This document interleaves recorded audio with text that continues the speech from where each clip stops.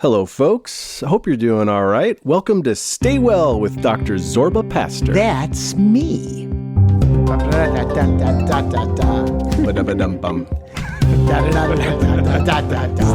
Bum, bum. That got really low. That was hard to do. Yeah, not for my voice. I can't get low. I'm Karl Christensen. I'm here with Dr. Zorba Pastor, That is the one me, and only one. The one and only, the real one, public radio host, lots of good stuff. The whole... That's right. I've been practicing for 75 years. What's the shirt you're wearing? It says Sherwin-Williams, it's a cover paint. the it's earth. Covered in paint. It's my painting shirt. It's That's got right. stains all It's over got it. but it's got a Sherwin-Williams logo on it. That's right. Which to me SWP. cracks me up so much because look at this. So I know. I love the logo. Listeners, you've probably seen it. It's the earth. Yeah. And then it's got a can of paint. That's right. And it says cover the earth. Cover the earth. And it's like a glop of paint all over the earth. I love it. Yeah. How is this still the logo? Well, first of all, let me tell you something. That was an old logo, and for a number of years, because we would buy their paint, they took away the logo for a number of years, and they had a new logo they thought was better, and people hated it, and they brought back that logo. This is the least green, environmentally friendly logo You mean I think cover, I've ever. cover It's just the earth. cover the earth That's in right. paint. Well, not everything is green. That happens to be This red. is red paint. Yeah, that's right. So I'm just it's not surprised green. this hasn't been focus grouped. This logo and Focus group for cover the earth. I got it. And if Sherwin-Williams, if you're listening, we do need sponsors yeah. for the podcast. Yeah, that's right. That's right. I don't think they will. That's right. I wonder if there was a Sherwin-William. Who knows? Who knows? You know or a what? William Sherman? Sherman? We know who we could ask. Google. Google. We don't do that on the show. We could ask AI. And you know what? We're actually going to talk about AI on this show. We're going to talk about how it's used for health screenings and how some doctors are maybe becoming too dependent on it. We're going to talk to a caller, help out a caller, take a listener email about what to do if your doctor is being difficult. That'll be fun. I want to hear that one. Doctors being difficult? Never. Zorba's going to take a grammatical sabbatical, and we might even hear a mom joke. That's right. From my mom. That's right. From your mom.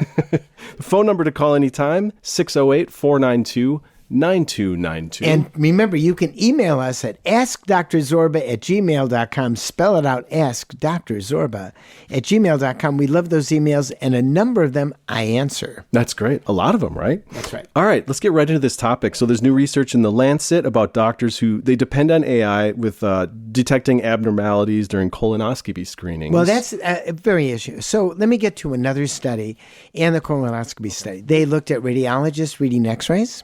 They looked at radiologists with AI reading x-rays, okay? Mm-hmm. So, and they looked at x-rays in this particular study, because there was an x-ray study. There's a certain number of x-rays that were normal and abnormal. They knew what they were. You know, they had all been really gone over by a number of radiologists. And guess who was better, AI or the doctors? I guess. I'm going to say AI. That's right. Yeah. AI actually was better than the doctors in picking up abnormalities. Doesn't mean that radiologists shouldn't read x-rays, but a radiologist plus AI might be better than a radiologist alone. So when we look at colonoscopy, it's very, very similar. Colonoscopy, you're going down with a scope. And the scope, they're looking at a screen and basically looking at the screen to see whether or not there are polyps on the screen, because you got to sample the polyps to see whether or not those polyps are cancerous. So, among other things, AI is then doing an evaluation to see whether or not there's a polyp. Well, wouldn't you like to use AI with you as a colleague? Because you might miss a polyp, right? Right. Do you ever, when you drive down the street, do you ever miss the street that you're turning on? It's happened. Yeah. It's happened. Of course it happens. You're thinking about something else. So in other words, there is an error rate in colonoscopies. Every test has an error rate. And in picking things up. And what happens is you might reduce the error rate with AI. And I'm going to give you a perfect example of this. I have a good friend who has since passed away because he was screened for colon cancer. And 1 year after he was screened, it turned out there was a colon cancer in an area of the colon called the cecum. Now, the cecum has lots of folds in it. It's between the colon and the small intestine, and it's got folds in it, and it is a place where errors occur. Right? Mm-hmm. It is a place where errors occur. Now, it's possible, I don't know if it's true, that if AI were looking with the colonoscoper at that area of the colon, it might have picked up that abnormality. I don't know the answer to that. You can't look back and look at it. But basically, AI with with colonoscopists who are gastroenterologists is going to probably turn out to be superior than the gastroenterologist alone. And the idea that, I'm not going to use it would be the same as not using, we'll say, robotics to use in robotic surgery for prostate cancer. We're using that all the time. And using robotic surgery and a bunch of other things. That was not immediately what surgeons wanted to do. They used the robot. The robot does the work, but they're actually using it. It's going to be the same with AI and doctors. They just can't rely on AI to make the full decision. AI is a colleague. It's a tool. It's a tool. Yeah. And we're afraid of those tools. But the reality is, hey, we're humans. We like tools. Started with the thumb, ends with the brain. I love it. Now, you like that? So the lesson opposable here... thumb. This is a variation of the opposable thumb. Can you imagine you're a monkey, you're a primate, and you go, I'm not going to use that thumb. Yeah. It's a new toy. I'm just going to use the other 4 fingers. Who's going to be better? I'll tell you. Super dependent is an issue. We have to curate the information that comes out. That's what it is. So let me give an example, perfect example of AI, not generative AI. You, Karl, do you ever go out to restaurants? Yeah, sure. Okay. Do you ever go out to restaurants and you say, I want to have a Chinese restaurant nearby? Yeah. What do? You get a list on Google. an app like Google Yeah, Earth. sure. What do you do with that list? Usually you just start looking at reviews or whatever. You're pictures. curating the list. Exactly. You don't go to the top one on the list. You might go back to it. You might look at the top one, but you're going to look at the other one. So you're curating that list, right? AI works best with 3 or more variables. If you've got 5 or 6 variables, so you might say Chinese restaurant, vegan, allergic to this, allergic to that. You put in 5 variables. In a regular non-AI, it's just going to come up with a list of Chinese restaurants. But if you use an AI, it'll come up with a curated list because it's going to look into the websites and see whether or not there's vegan stuff on the menu, whether or not they deal with low salt, whether they use MSG. It's just going to go further. And then you're going to look at it, but you're still going to make a decision because you might still get 5 or 6. So if you're dependent on AI to decide which restaurant you're going to go to, you're going to make mistakes. You still look at the restaurants. Doctors who simply look at AI and get the information out of there still have to use their brains to decide whether or not this makes sense or doesn't make sense. Because AI makes mistakes all the time.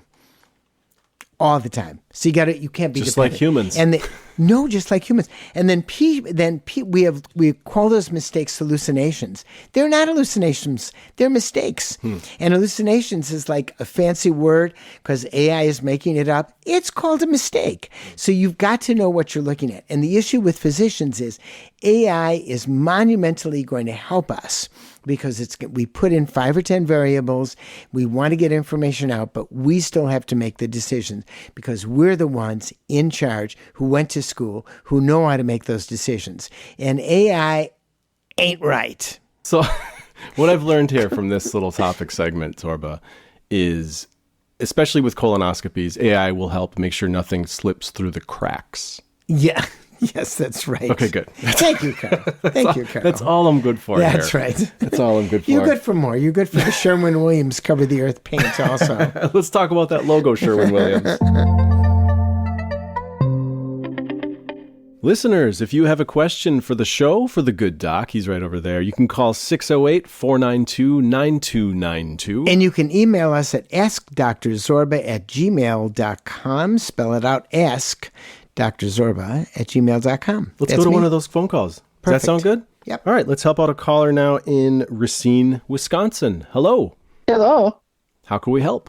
Hi, Dr. Sorba. Hi. First of all, I want to tell you and Karl that I think you both are very smart for continuing your radio program on the podcast. Thank you. Thank you. Thank you. Thank you. Thank you. Thank One you. of us is smart. That's right. I'm just here I don't know telling bad which one. jokes. That's right. But thank you. We want to continue doing this stuff that we're doing and doing that on the podcast. It's the way to go. Yeah, because a lot of this, everything on your show was always really good. Thank you. And especially the medical stuff is really important. Yeah. Yeah, the jokes sometimes fell flat. Okay, less but the jokes. medical stuff was I got it. Less jokes. Got it. Okay. I have a couple of questions.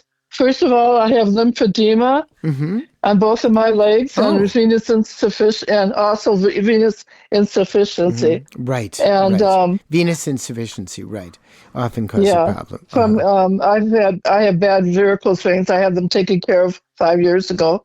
But anyway, I was told by several different like doctors and all that they said they both work against each other. If a person has both a lymphedema and venous insufficiency, both of those situations work against each other. I don't think so. I think they're both lymphedema, which is swelling. Basically, you've got swelling of the legs because the lymph nodes, which is another system, are not working well. And if you've got venous insufficiency, the blood is kind of pulling there. I don't think they work against one another. They both are trying to get basically blood and moisture and water, if you will, out of the system. So the lymph nodes do a bunch of things. I mean, they're very involved. The whole lymphatic system is involved in infection control, but it also is getting rid of some of the extra fluid that's in the legs. So no, I kind of think they work together. They don't work against each other. What are you doing for it, by the way? Okay. Well, for the lymphedema, every night I put on a lotion. It's a healing lotion called M-Lactin. Oh. Okay. And I have to do that, and I at least twice a day I go on my adjustable bed to and then have my feet above my heart. Excellent. For about 30 minutes. Yeah, and then naturally the compression socks. Right. And and then walking is very good for it. I try to do walking. Right. That's right. You're actually doing everything that works for venous insufficiency and lymphedema. Everything you're doing right now is spot on. Weight reduction, no matter what we weigh, that can make a difference too. But frankly, legs up and elevated, support, stockings that are there. Walking, really important. As we walk, we pump blood. We actually are pumping blood from the venous system back into the heart, out of the legs. All of those things make a difference. When you look at your legs in the morning, do they look better than they looked when you went to sleep in the evening? I got to notice that. I don't think they're any worse. Right. But sometimes, I have neuropathy from diabetes with my feet and all that. I have numbness and all that. So sometimes I have weird feelings, and I'm told this actually coming from the neuropathy. Right, and neuropathy will give that. So you are doing everything you can do for lymphedema and for, as you said, you've had surgery for varicose veins. Keep it up. And you know what? Other people who have swelling in their legs may listen to this and may take action because you have shared that with us. Right.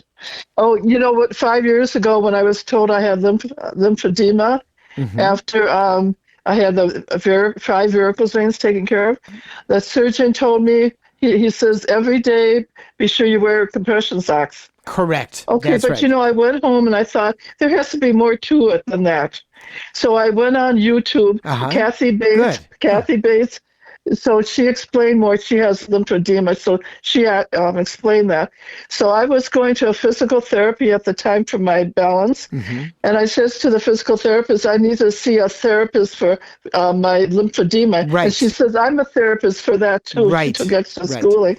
So she showed me how to do the massages too on my body. Right. The massage to move that back to the lymph nodes. And physical therapists are trained, many physical therapists, maybe all of them now, are trained to do that. Massaging that back to the lymph nodes, which basically the area of the lymph that actually gets it back into the system. So that was very good. Right. I like the fact that you went to YouTube and then looked at Kathy Bates, who did something on this because she wanted to help others. That is why that is why doing and looking at information is so critically important. The idea that we as physicians are the only place to get information is wrong. It's really good. And then, once again, if it makes common sense like that, look at it. But you can do that evaluation yourself. Good job. Thank you. People have to be their own doctors, actually. Yes, you're right. Yes. Ask questions. I have friends that just won't ask questions for the doctors, but that's really important. You hit it right on the head. Yeah. The best patient is the patient who is knowledgeable and asks questions. So you're doing a great job. Well, thank you. Thank you for calling. Thank you for sharing all of this. Okay, great. Thank you very much for listening. And you take care. Bye-bye. Okay, thank you. Bye-bye. Bye-bye. Thank you so much for calling at 608-492-9292. You can call that anytime, and who knows, maybe you'll get your question answered by the good doc. All right, Zorba. We tried out recently a new segment where we incorporate my mom into the show. Yeah, that's right. Yeah. Sandra. Your loving mom. My loving mom, who I love dearly. Former librarian for decades, teacher for decades, public school teacher, a great woman. That's great. She's very funny, and she does, well, you've heard of dad jokes, right? Yes. We've all heard of dad jokes. Have you heard of mom jokes? Yes. I know, yes. They're a step Previously in below my- dad jokes, That's I feel right. like, That's as far as how That's bad they are. That's right. So let's hear another mom joke from my mom. Mom jokes. Where does Francis Ford Coppola's nephew keep his jewelry? In a necklace cage. Oh, God. Do you kind of get it? If you don't get it out there, it's so Nicolas Cage is Francis Nicolas Ford Cage. Coppola's nephew, got it. actually. Yeah. Got it. Yeah, my mom really Got writes it. some stinkers, doesn't Yeah, she? It's really, it's... Do you have any commentary on that one, Thank you, Zorba? Mom. Thanks. You're not What's your my favorite mom. Francis Ford Coppola movie? He's I got some thought you big were ones. going to say Francis Ford Coppola joke. Oh, it's That's what that I one was for saying. sure. I mean, it's got to be that one. I don't know. Which one do I you mean, The like? Godfather. Well, The Godfather, come on. yeah. That's the 1 classic. and 2, 3, all That's of the them. classic. Yeah. You know, the question is, which one don't I like? Did you like Apocalypse Now? Well, that was harder That's to take. heavy. That was heavy to It's take. so good. It's yeah, heavy, I saw though. it once. Yeah. Yeah. I mean, that was really heavy. I can still, it was heavy. Yeah. I can Yep. still feel the heat of those soldiers, you know, in Vietnam. Yeah. Anyways, how do we get into this? Oh, yeah, mom jokes. Let's do a listener email. Let's read one now from Betty. She emailed and said, "Hi, Dr. Zorba. My longtime and trusted general practitioner retired. I now go to another GP in the same practice. My problem is that the new doctor has put several things in my patient portal medical record file that have never been mentioned to me. For example, tremors that I'm not aware of, or quote unquote cold hands that I do not have. Appointments are very short. Most of the time is spent with the doctor muttering rhetorically and typing on his computer. Also, there are pages and pages of things in my patient file saying he has educated me on that he has never mentioned at all. This is terrible. I do not know how to bring this up with This him, is terrible. much less any other questions. He's out the door before I even get a chance to speak. My trust is gone, and I'm actually a little afraid. I assume these notes are going to my insurance company and who knows where else. I will listen for your advice. Thank you so much for all these years of giving. You are the doctor we all dream nice. of having." Oh, That was a nice finish there. Yeah, that is a nice finish. Well, first of all, change doctors. Number That one. seems like an obvious thing right away. Change doctors. Yeah. This is not a good There's no doctor. trust there at There's all. not. Well, first of all, change doctors. Number two, you have to reply to this. You don't have tremors. The doctor probably upcoded, most likely, to actually get more money from the visit. Oh, man. So if you That put number happens? things, of course, 100%. So you don't have tremors. They put down tremors. That means they could upcode it because it's another ICD-9 code. That's it. You don't have cold hands. You don't have cold hands at all. You know, upcoded. May have said I spent time educating on this and put that down. Didn't spend the time, so upcoded. If you're on Medicare insurance, you can put forth an appeal when you see it because they may have spent less time. But this doctor is not a good doctor. I'm sorry. I mean, I don't remember ever saying something like that before, but this is not. I Seems would also, pretty egregious. You got to get rid of this doctor. You have to do it. And you also should send them a note and say, I want that taken off my chart. I do not have tremors. You've got to do a paper trail here. Not a good doctor. Time to switch. Great advice. If you have a question for the good doc, post it on our Facebook page. Zorba's very active on the Facebook page. Or call the show at 608-492-9292. Or email us at askdrzorba@gmail.com. And just one more thing. Sometimes you've got to change your healthcare provider because they're not good.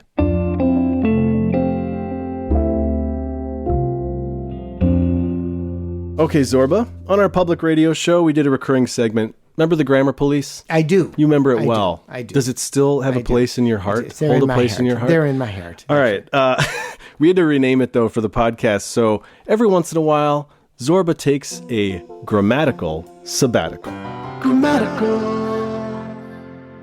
Sabbatical.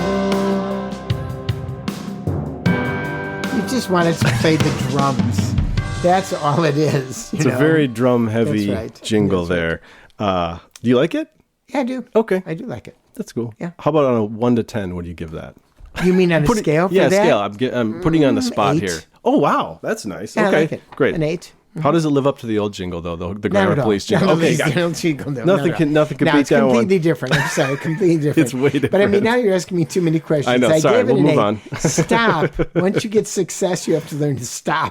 That's it. I gave it an 8. I never know when to you stop. said thank you. That's when you stop. I wanted an 8.5, That's right, and that's why I just keep that's pushing. Right, that's right. All right, I'll get to this email. That got you into trouble in elementary school, but go on. Come on. Read all right, this is an infraction from Lewis, who wrote us an email. Zorba, you recently referred to one of your strengths as your forte, pronouncing it forte rather than fort. Even though officially either pronunciation is acceptable in English, the preferred English pronunciation when the word is used as a noun is fort. Yeah, that's right. You knew that? I didn't know. No, I didn't know that. Since you know it's what? derived from the French for strength. Yeah, I have to tell you, though, I'm not going to use fort. You already don't care about this No, and email. I don't, because if I say fort, it's going to say, I say, well, answering questions, that's my fort. Yeah, doesn't sound no one right. will understand That's my that. forte, Yeah. which sounds goofy in the first place. I mean, my mother never said the word forte. No. My father never said the word forte. No. I don't have brothers and sisters. I'm an only child, so I can't say that my siblings never said forte. Thank you for the correction. But wait, Lewis I ain't might be going mad there. if I don't finish his email. Please Lewis finish it. continues, when used as an adjective, as in music, to mean strong or forceful, well, it is that's derived different. from the Italian Yes. word forte, pronounced forte. I'm not Italian either. Go ahead. I know. That's it. That's the end of the email. Thanks, That's the end of Lewis. Thanks, Lewis. Yeah. No, but I really do like the emails, and I really do. But you're not gonna change. I'm not making. No, I'm not making fun of Lewis. I'm making fun of myself because you can do that in life. That's good. And thank God, I don't have any fort jokes here at all. don't. Thank None. you. Do you think Zorba You're took a... thanking God you don't have any fort jokes? That's Everyone loves a good fort that's joke. kind of. Do you think Zorba took a grammatical sabbatical? Email your violation to askdrzorba@gmail.com, or you can post it on the Stay Well with Dr. Zorba Facebook page. Yeah, the Facebook page, which you're very active on a lot. I am all the time. A lot of pictures, a lot of adventures. All the time. All the stuff. All right, Zorba, what did we learn today? We learned about AI and docs using AI. That's right. Yep. That's right. For screenings. Use and overuse. We heard from a caller about lymphedema, Right. varicose how to veins. treat it, how she's treating it. We heard from my mom. She That's right. shared an amazing joke a about mom Nicolas joke, Cage. That's right. Those jokes are amazing. Amazing. That's right. Thank you. Thank you, We heard Carl's from mom. we read a listener email about, it sounds like she should change doctors. What do you do when a doctor is being Change difficult? doctors. Yeah. Not a good doctor. Not Very a good important. doctor. Very And important. Zorba took a sabbatical, a right. grammatical A sabbatical. grammatical sabbatical. Let's do this again. Should we do it again? Absolutely. And Yeah. if you want to be on the show, dial 608-492-9292. You can also just leave us a message and we'll do voice messages on the phone. You can email us at askdrzorba@gmail.com. Spell it out, askdrzorba@gmail.com. And our website is drzorba.org. Spell it out. And stay well.